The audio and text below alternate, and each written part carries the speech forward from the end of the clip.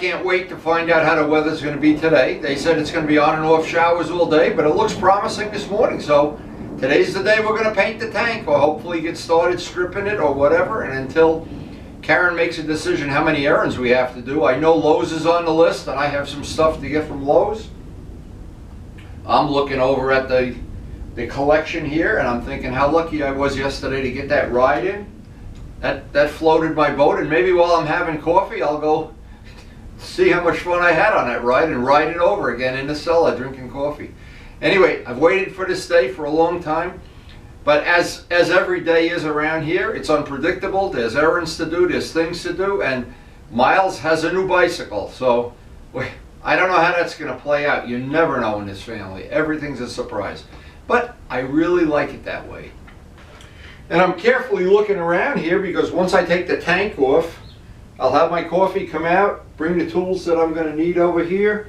I'm thinking I'll have the whole frame out. It'll be a good time to get out here too. While paint is drying, I'll allocate a nice amount of time to sitting out here and cleaning everything up. I know I still have to steam clean some on this side by the muffler. And then, while the paint is drying, I can be starting to reassemble a motorcycle. I'm stoked. I'm stoked. I was kidding around yesterday about hanging myself here if this restoration didn't go good. I didn't get a lot of good feedback about that. That's funny. Miles recently went from having a very small bicycle to a bike that we bought at a garage sale. We knew he was going to outgrow it. He outgrew that. And he now has a bike that looks like a Kawasaki 500. It's got wheelie pegs and everything on it. And I remember as a kid, I really do, how excited I was about getting a new bicycle. I had my first new bicycle.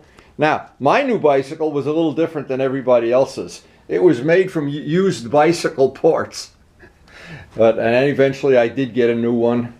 And I was the happiest kid I can imagine. Hey, Luciano's got a new bike. Ray has a new bike. Jose has a new bike. Everybody I know has a new bike except me. And look what I got. Very soon, I'll have the equivalent of a new bike. But I had to build it. That's the problem. Nobody came down from Italy and made it for me. And I wouldn't have it any other way. And I'm not going to hang myself, even though that looks like a hangman's noose. That did not go over well with the wife when we looked at the video last night. And it's supposed to rain any minute and on and off all day. So, well, basically, we got to go to war with the army we have. It is still pretty cold out there, and I'm going to have to get bundled up when I go to work out there. It's cold. Is this ever a great way to start the day? This is yesterday's ride. How convenient is this? I get to ride. I've already had the ride. I get to come home, have another cup of coffee. Hey, it got cold on this ride. I really shouldn't say that. It was in the 40s here, but boy, up north here in Lakeland, look at that, there's still ice on the lake. I prefer no ice on the lake. But it's coming soon. Hey, it's coming sooner than you think. Spring always comes. Not only is it nice reliving yesterday's ride, oogling yesterday or last week's parts, coming out here early in the morning and dreaming about how this bike, now I know everybody's got a new bike. I got a new 11-year-old bike, but I think we're going to have the same amount of fun. Maybe I'll even have a little more. And I know the nice part about this, I don't have to re-register it. I don't have to reinsure it. I don't have to go to motor vehicles. Oh, I hate when you get a new bike. Isn't that just terrible? I'm laughing about it, but I know Luciano enjoys it. He loves flipping bikes. I love keeping bikes. And we're still good friends. So I guess there's a message there. So one of the things I have to do at Lowe's, I did a temporary repair on this lamp already. It's an antique gun with a wind lamp. And the wiring is 1,000 years old and it needs a switch. And I got it working again. But Karen said she would really appreciate it if in the course of the day I would fix her, they call these gone with the wind lamps. Now I've been waiting patiently, very patiently. Actually, I was hoping this was going to be an easy job. I don't remember how much gas is still in the tank, but if I was a lot smarter than I am, I would have run the tank almost dry, so I wouldn't have to deal with carrying around a 50-pound gas tank and trying to empty it, that can get a little sloppy. Now, I haven't had this tank off the bike yet, so let's see how this comes off. Looks like it's pretty straightforward. That comes off, and of course there's got to be a fuel line. There's always a fuel line, and there's always the sensor for the fuel gauge. Now I've got the extra wire that goes to that. Usually that'll let us see what's going to be involved. Oh yes. All pretty predictable, very predictable stuff.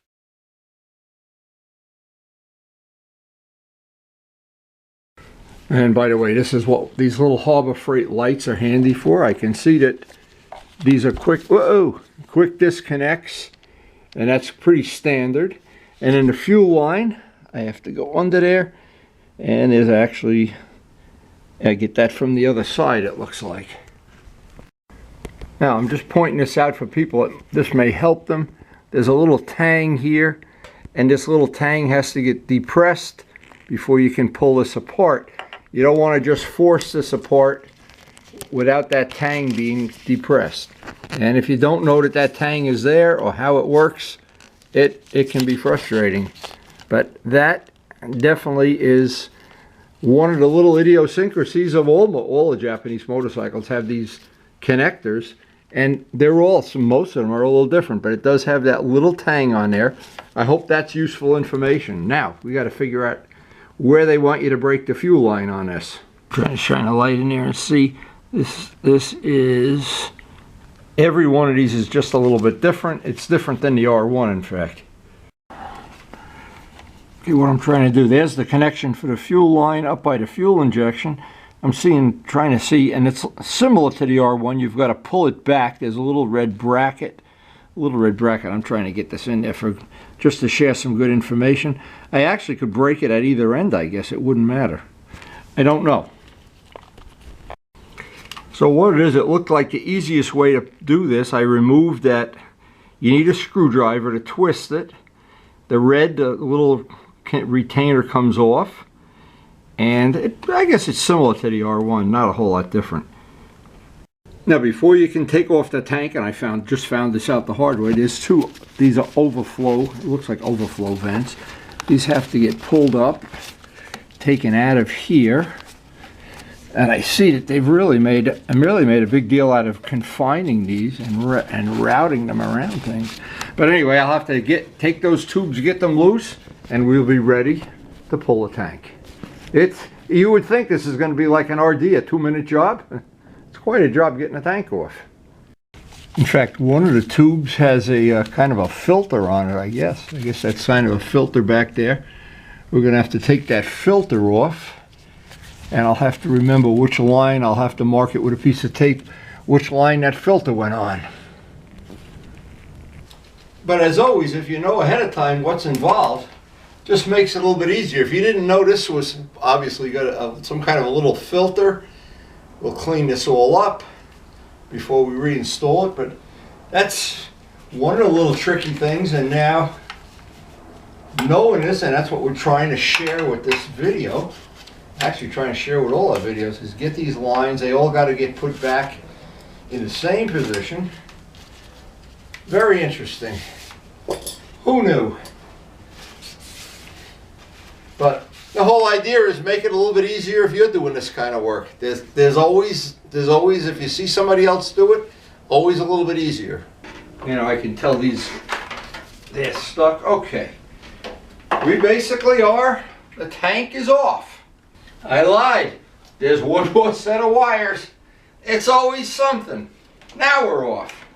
And to my full credit, the tank is only 100 pounds with all this fuel in it.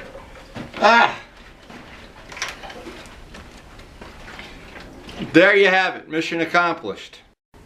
Now, of course, one of the things we'll do while we have the whole bike apart like this is put a new air filter in. And we won't do that today because it's freezing cold out here. I came out this morning before I had my coffee and it didn't seem that cold. And then I was out here for 10 minutes and I said, what the hell am I doing out here without a coat on? Not the brightest bulb on the Christmas tree. Yeah, we can do that. That would be a good time to do it while we have this all apart. But getting that tank out, I wanted to share this.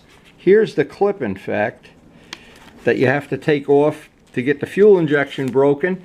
And then 2 sets of wires. Obviously, they have little detents you have to press down on before you can, like all Japanese bikes. And if you're doing this in a warm weather climate or with some heat, or in a Jay Leno garage with a NASCAR floor, well, I like my carpeting, to be honest. But now we are down to the bones. I want to wipe that all down, clean it up a little bit before I take the tank in. And then I have a big major thing I have to do. It's really not as easy as you think it is. I want to get every drop of gas out of that tank. I don't like bringing gas in the house. I'll explain why at some near future time. So this is basically the tools and the things you need. I leave this out here.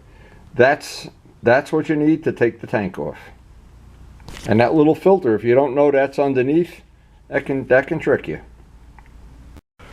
Now, when I was a kid, I was involved with another guy, and he got burned pretty bad playing around with gasoline. And I know Luciano had a friend who set his gas tank on fire at a track day. I've heard that story a few times. But anyway, and Karen and I have an unwritten agreement. I will never bring gasoline into the house. So what I have to do now is dump that and get every drop of gas out of it. I just want to wipe around here. Not going to spend a whole lot of time making this real clean, but I'll save that for a warmer day or a day that paint is drying. But I do like, because I always find something that's a little loose or a little susceptible or something. It's with motorcycling, especially old bikes. It's always something. It's uncanny. Uncanny. But that's what makes it challenging. When you finally do get the tank off, you say, "Arr," you're like a crazy man. Arr. I know you were thinking that all along, crazy man. That word crazy man came into it, didn't it? Here's where that old paint stick trick is really useful, because there's obviously a lot of parts in here you really can't get your hand down into conveniently or easily, or possibly that you can't even do it whether you want to or not. But anyway, I'll spend a little time here, because again, the next step on this is I've got to dump that gas, and that can get to be a pain. And I have several ways of getting the last few drops of gas out. I'll show what they are and explain, but that is one thing I am fanatical about. I don't like having gasoline in the house. Got a rag and a spray thing with some diesel fuel, and as long as I'm out here and freezing my ass off like I am right now, may as well get some of this rough stuff done. The more of it I can get off now, the easier this will be later. It's amazing how dirty everything is until once you start taking a bike apart, sometimes you really get disgusted with how dirty everything is. But when we put it back together, it'll be as clean as we can make it. And it really is a smart idea to try to burn off most of the gas, get it down to where it's almost out of gas before you do any of this. Unfortunately, I didn't do that.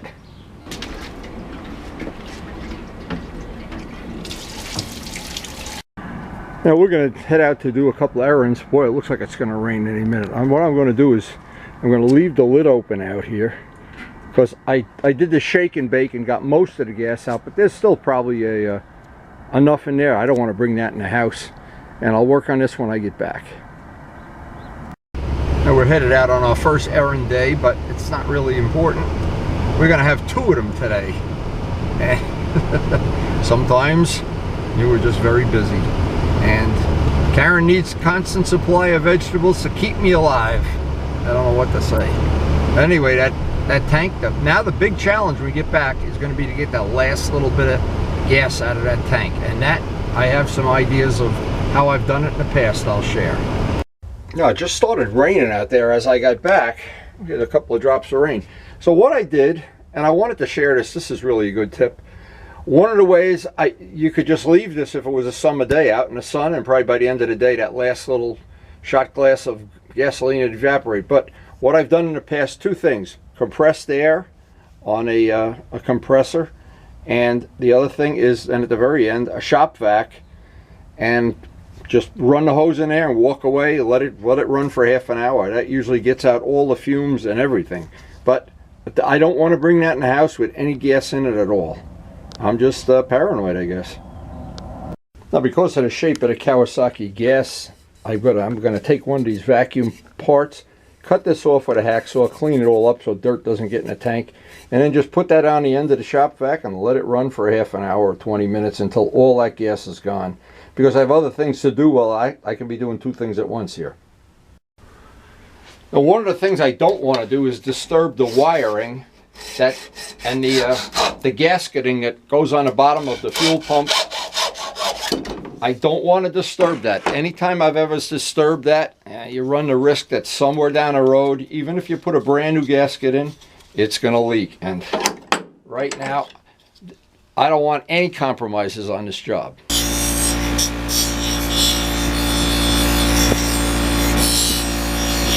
So that final part, that'll plug in to the shape of the Kawasaki gas tank. I can put the shop vac on here and just walk away. Oh, that's a perfect fit. All that's doing is getting rid of the fumes that are in the tank, hopefully helping it evaporate quicker. Let's see how that works. And whatever happens, all the smell and fumes and danger is outside the house. So if the vacuum blows up, well, it's not the end of the world. And while that shop vac is running, what could be better than another cup of coffee? Well, at least it's not raining while I'm doing other things around the house here. And just let that run. Usually about a half hour is all it takes.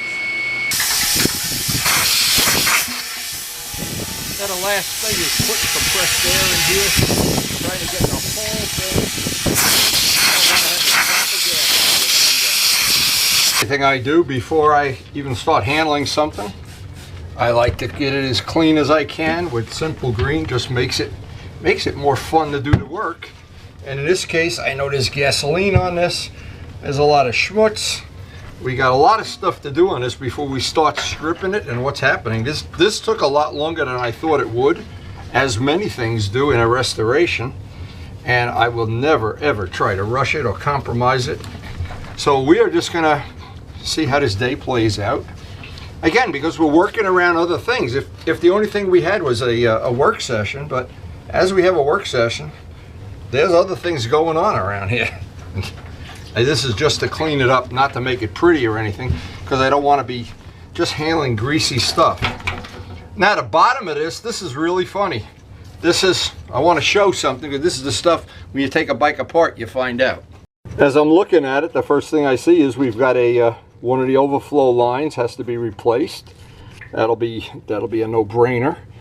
Our wiring, I want to clean this up and make sure these connectors, sometimes the wires get loose on the connectors, but I never want to take these where there's a gasket. I've seen so many times that you do that and you think it's perfect, and when you go to assemble it, it has one drop of gas. And then you got to take the whole thing apart again. So I'm going to go with the fact of just leaving it all here. I don't have to paint the bottom of the tank. There's no indication of rust or anything. I just want to paint the top. So getting all this hardware cleaned up and buttoned up with some tape so I don't get paint on it. And I don't think I'm even going to take these rubber grommets off because I don't want to disturb any of that. That's not something that's visible. Anything I don't have to disturb here. A fuel tank, by the way, except for the engine, is the most complicated part of the bike. It has a job to do that. When it doesn't do it, nothing good happens. So there's even a lot of little things just like that an 11-year-old motorcycle, you can catch these things before they create a problem or you get stuck on a road or whatever. And this is where what I call a painting stick. I want to get around in here. Again, while I have it apart, I'll spend a little time getting in every little corner I can. Just so it's nicer to work on it. It only takes, it's amazing how little time it takes, and you have something you're working on like brand new parts, and the other way you're working in a dumpster. So, and I have worked a big part of my life in a dumpster. I like working on clean stuff a lot more. So this is going to be, I want to tie this all up now. We fixed that overflow vent. I've got a separate thing to put any hardware I take apart so that the gas tank hardware is in a separate spot.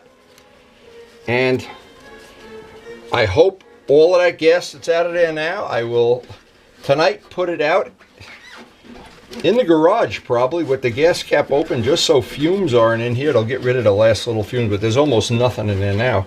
So here we go. We got to tie this all up into some kind of, bundle it up. I'm just trying to figure out what's the best way to do this. And yeah, we can get that all out of the way. That'll be nice. This is probably over the moon overkill here, but I just thought as long as I have the time today, and because the weather's so unpredictable, I'm not even going to try to paint anything today. But I wanted to have this. I don't want to have the fuel pump and all of these wires. I don't know, all getting all full of paint and everything. So that worked out pretty good. Now I'm not sure. Here's the thing that's an issue. Whenever you go to paint this, you got to be able to do this and jig it up somehow. I'm going to have to see how that sits nice and steady or not. Again, I don't know. That's yet to be proven.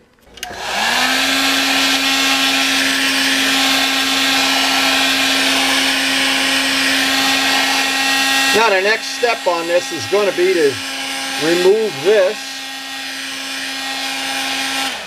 It's always good to warm it up a little bit. They usually come off. Look at this one, came off in 2 pieces. Anyway, we will get the rest of it off. Let's see what kind of glue they used on this. Sometimes you have to use a heat gun. And since we're going to grind it down, it won't really matter. Yeah, this is really heat gun glue.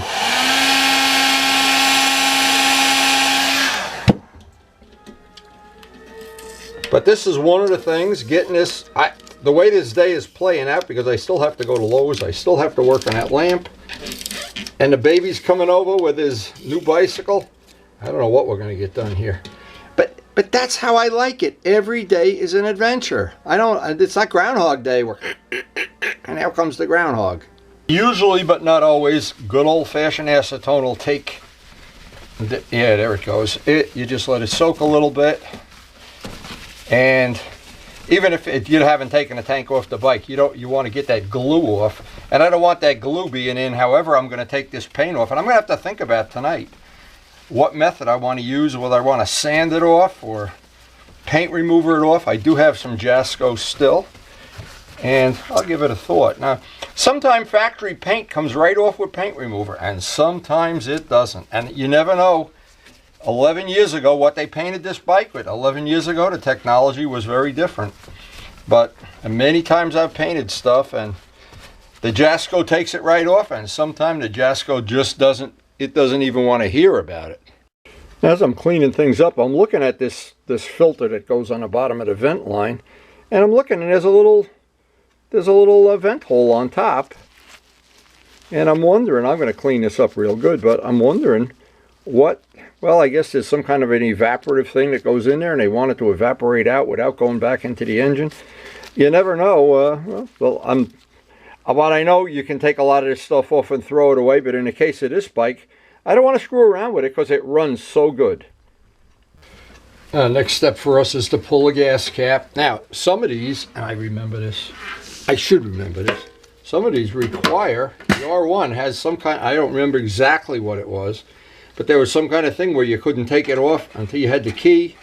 I don't know if that's a safety thing or a save the planet thing or what, I don't know, but anyway, we are really, a lot of people think you just take the tank off the bike, don't even drain the gas, lay it up on a sawhorse and prime it. It's a little more difficult than that. And in this case, because we want something that's very high quality, with a very high quality finish, we have to pay the price. And in life, there's no substitute for just paying the price.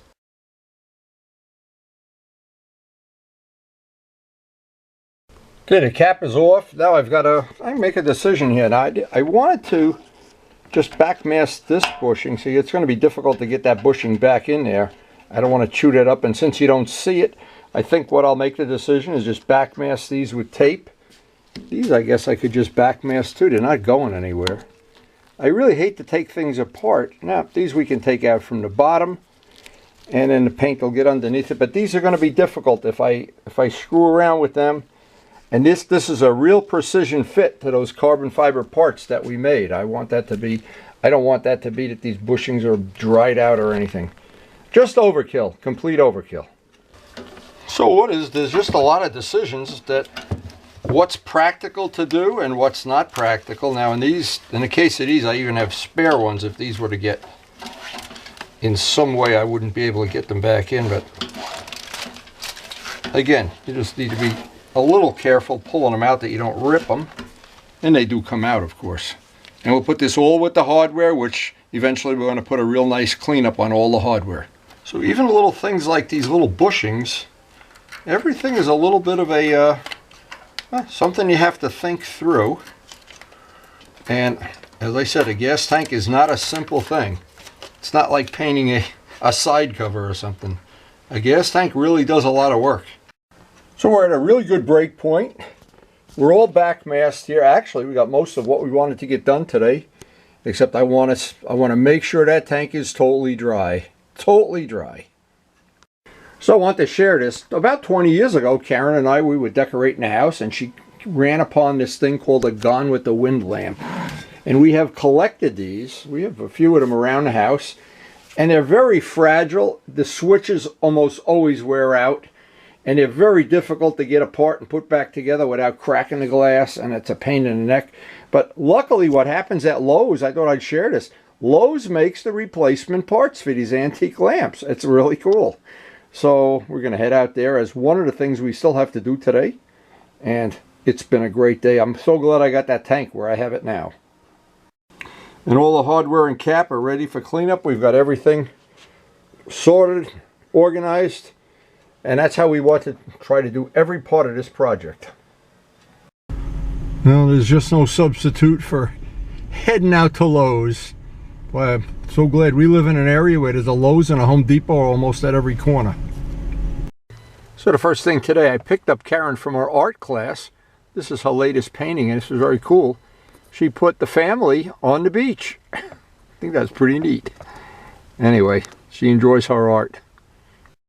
Now this is funny. I didn't know about this because I obviously don't have an electric car. But here we're at City Hall to do some business. And here's an electric charging station. So I guess when you go in to take care of paying your speeding ticket, you can charge up your electric Harley, I guess. I don't know. I'm clueless. So being honest, I never saw this machine before. I've been to this building 100 times. And so here you go. There's a cord. Let's see, I guess this is the part that goes into your Harley or whatever. And where do you put your credit card? It can't be free. Oh yeah, there's Luciano putting his credit card in. That's unbelievable. I didn't know. See, I still live in the 18th century with RDs and 25-year-old bikes. We don't need this. And if you own a 100-year-old house with 100-year-old furniture, you'll know all about Lowe's. Look at all the parts they make for antique lamps. Wow.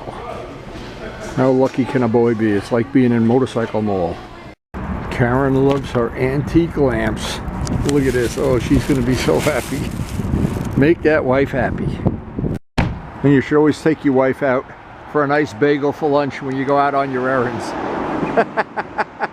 Look at that. These are the best bagels anywhere in the world. Oh my God. New York bagels. Now this happens every day around this time in the afternoon. We have a bird who just lives in our feeder. You notice? He's just sitting there. He hangs out. He's not hungry because look how fat he is, in fact. Holy mackerel. That guy is in there every day now. And he just hangs out. He doesn't buy anything. He just doesn't recharge his electric car or help me paint or anything. Look at him in there. He just hangs out like he's a gefilte fish. That is so funny.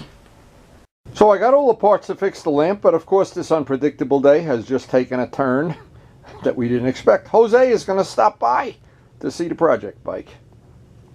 So the good news is we're basically ready to strip the paint off of this, and of course we're going to do that tomorrow. And when a day is this unpredictable, you never know what's happening. But it'll be good to see Jose, that's for sure.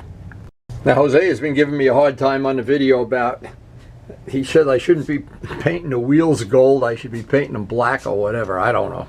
Anyway, this will be the first time he gets to see it in real life. And this is what one of the other Gone with the Wind lamps we have in the house. Karen really loves these lamps. Actually, I love them too. And we still have to fix that other one.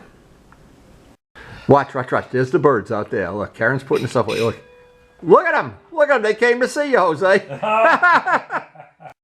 Okay, you don't have to hold back now. You could. How do they look? Okay? Oh no, there's a scratch here. No, I think you should. They just like when Porno Pete paints something, right? Shit. Is that nice? You know, Porno Pete could come and teach I you a few things know. here. I'm going to ask him for some lessons. Oh. How's that look? Okay. I bet you Luciano can't do this. Nah. He paints with Rust-Oleum. Turbo Steve. He's a Rust-Oleum man. I had this out all day, and you can still smell the gas in it. Right? The last thing. So what I'm going to do is put it out in the garage tonight with the cap off. Nope. As much as I try to get that out, that last little bit. Now you could get it out by and then shake it, and it will dry up. It evaporates. It evaporates, yeah. Yeah. You don't feel a thing. Nope. If that's a sticker, you could put 1,000 coats of clear. It'll still be a little. Yeah. That is absolutely. If you close your eyes, you can't even tell me where that is. Yep, that's pretty good. And I know the ones for the wheels that you're talking about, but they're still stickers. Yeah. So our very eclectic day ends. We had a great visit with Jose. We got some work done on the Kawasaki project. I'm telling you, you know what kills me? This still smells like gas. There's still a little bit of gas in there, so I'm annoyed about that, but not much I can do about it. I'm just going to let it sit with the cap off in the garage overnight. Hope that helps. I really don't want to have gas in the house. I'm panicky about it. Anyway. It was an eclectic day, and the only thing left to do today, there's only one thing left. My grandson's coming over with his new Kawasaki bicycle. Now, I don't know how that's going to play out, but we'll see at the end of the video. I'll put it on the end of the video.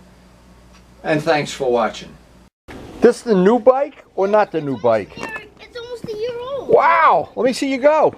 Go, it's Kawasaki green. What else? Wow! Whoa! I think it's time for a motorcycle. Don't go out in the street. What kind of motorcycle should I buy you? There goes the plants. Bye-bye plants. Uh-oh, Grammy's not going to be happy. Bye-bye plants. Come on, let's see you go. How about a wheelie? Wow. I can't do wheelies yet. Yet? What do you mean, next week? Don't run me over. Don't run me over. Ah! Oh, you're a fresh kid. Are you trying to run me over? Yeah. Oh, yeah, don't hit the car. Oh, my God, there goes Grammy's car. We have expensive cars in this family. Go, go, go. Wow, your bike is beautiful. Oh, my. He's so dangerous. He's dangerous. Dangerous at any speed. Don't go behind a pond. You'll fall in. I can't swim. Oh, my God. Time for a motorcycle.